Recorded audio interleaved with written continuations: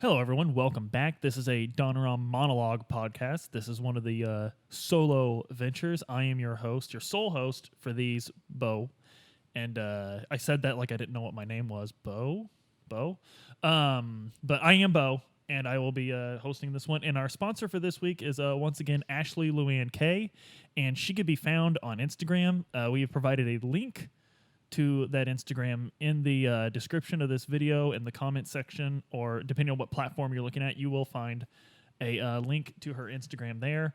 And that is a great Instagram if you're wanting resources on nursing and things of that nature, education, the profession, lifestyle, etc.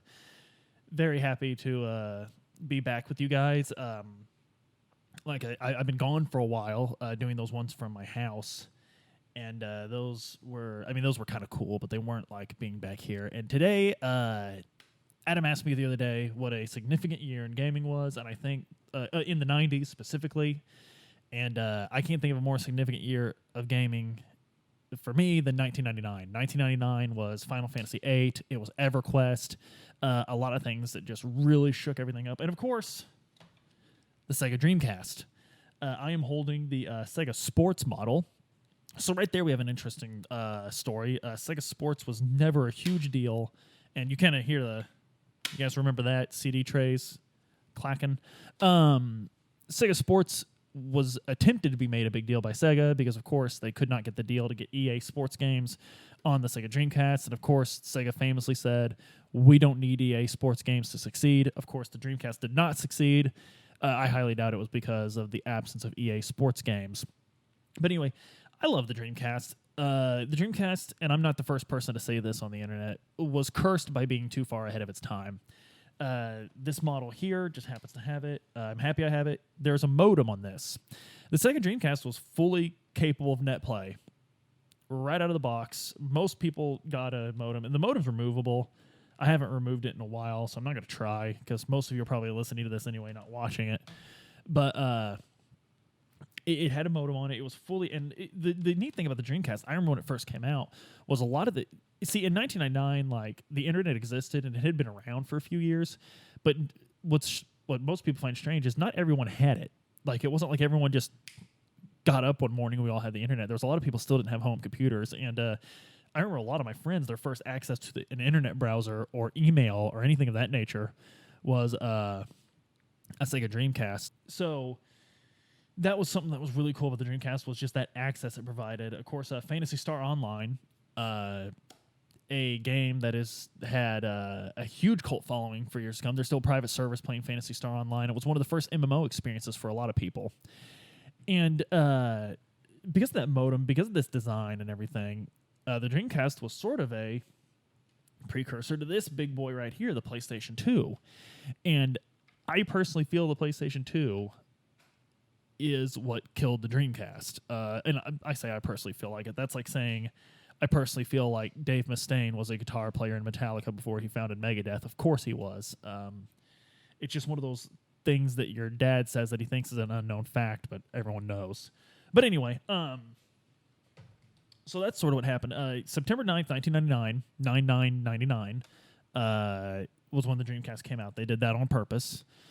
And it was it was huge for the first, 3 months that it was out. Everyone was talking about this thing. It had so many neat features.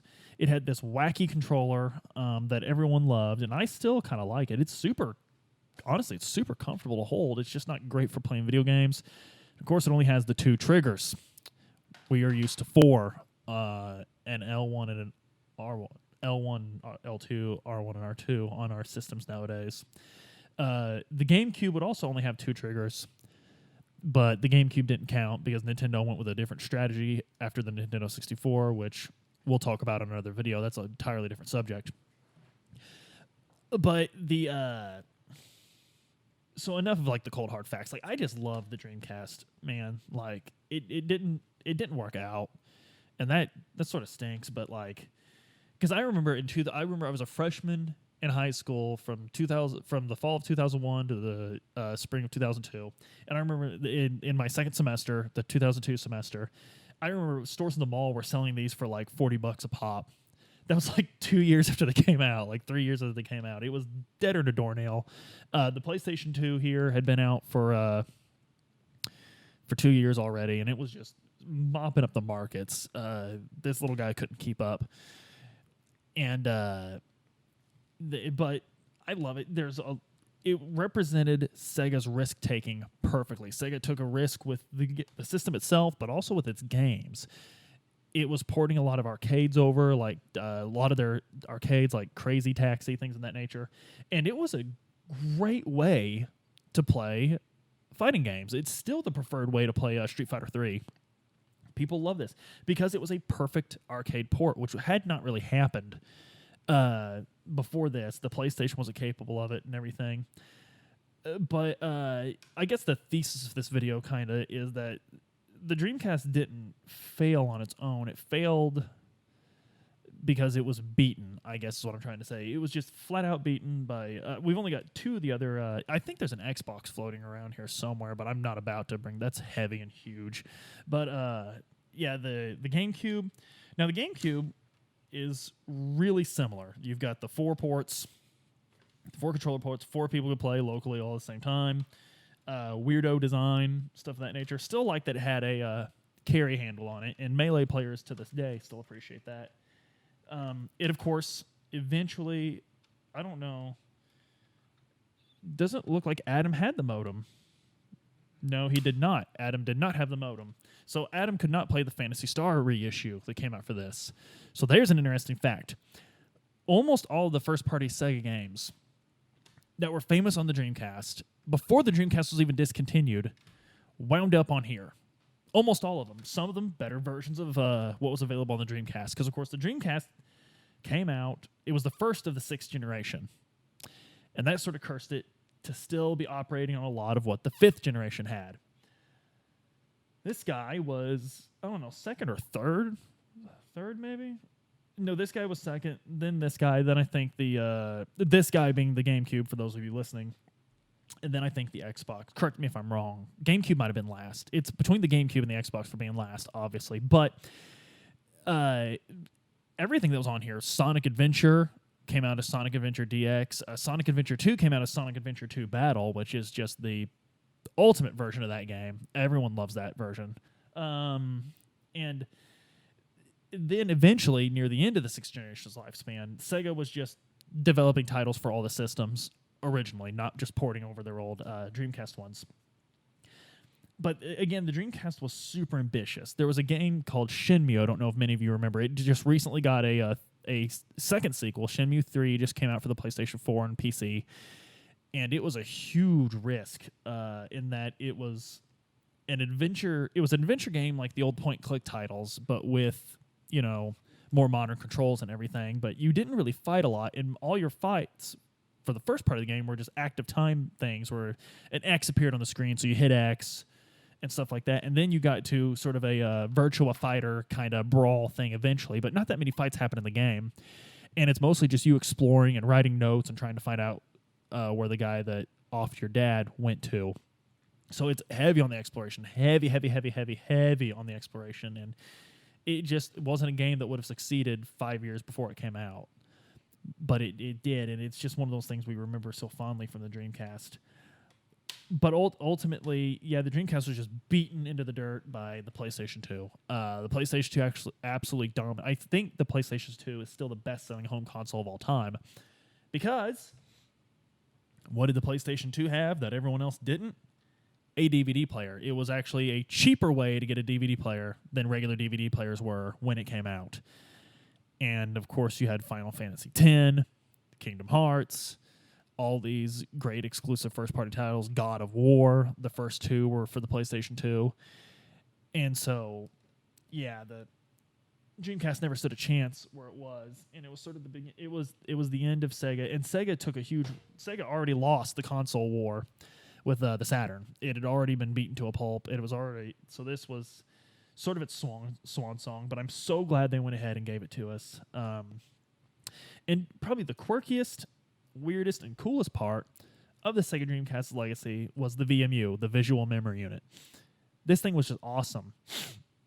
you have a little screen here. In some games, if you had a saved game on this is a memory card, and it goes in the controller.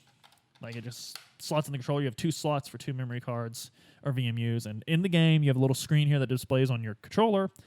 And that screen still displays when you take it out and walk it around with you. For instance, if you had your Chow saved in Sonic Adventure 2, you could go up to a little Dreamcast controller kiosk in the Chow Garden and download them to your VMU, the actual Chow itself, not the game save.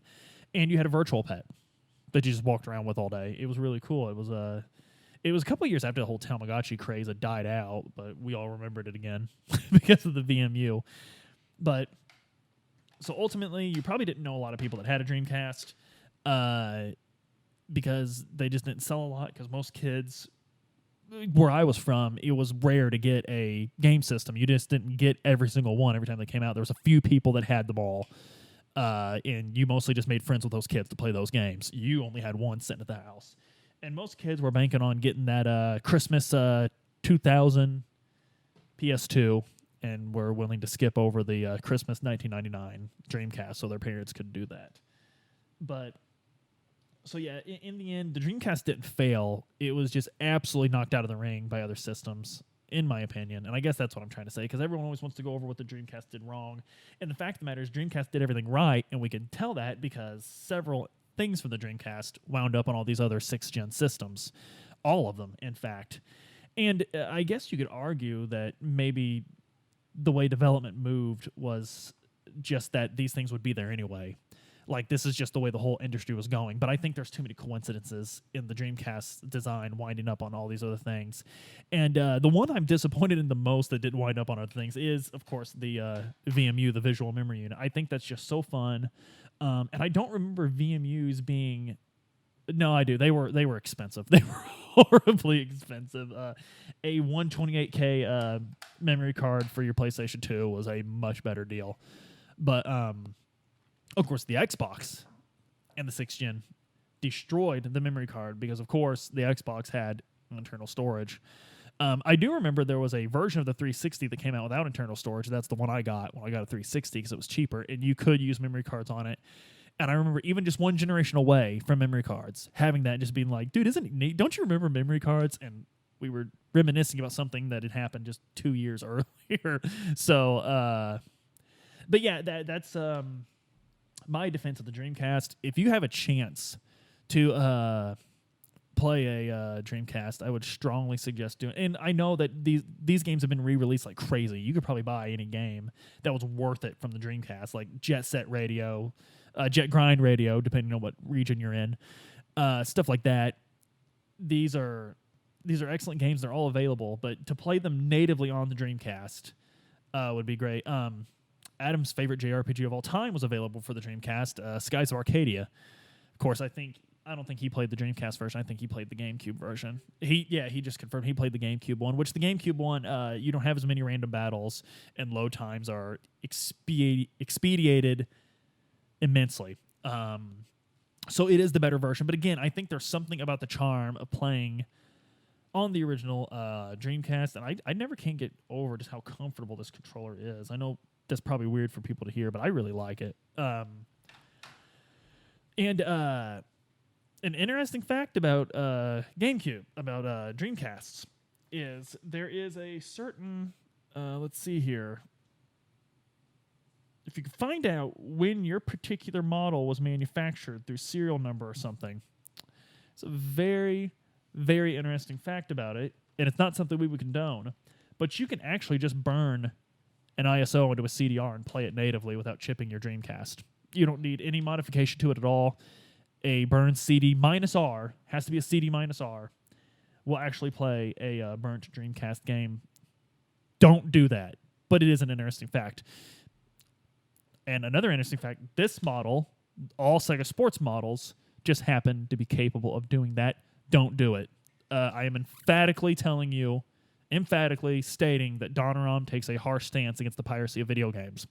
A very harsh stance. We will hunt you ourselves, and it's going to be Dawn, so you better behave. You wouldn't steal a purse, would you? I always find it odd when you see that in the movie theater, because like I figure statistically, at least one person in that audience would steal a purse. Like, there's got to be one guy in the back that's like, yeah, man, what's the big deal? But absolutely don't do that. But that is an interesting fact about the Dreamcast. And I will admit, was probably one of the major flaws that it contributed to its own downfall. But ultimately, I think it was just beat by the, objectively speaking, I'm going to be fair, objectively speaking, the superior PlayStation 2. There's a reason the PlayStation 2 won the 6th generation. So if you like what you heard here today, or even if you don't, be a pal. Give us a subscribe and a like. Share us out if you want your friends to hear what we're saying, and get the word out.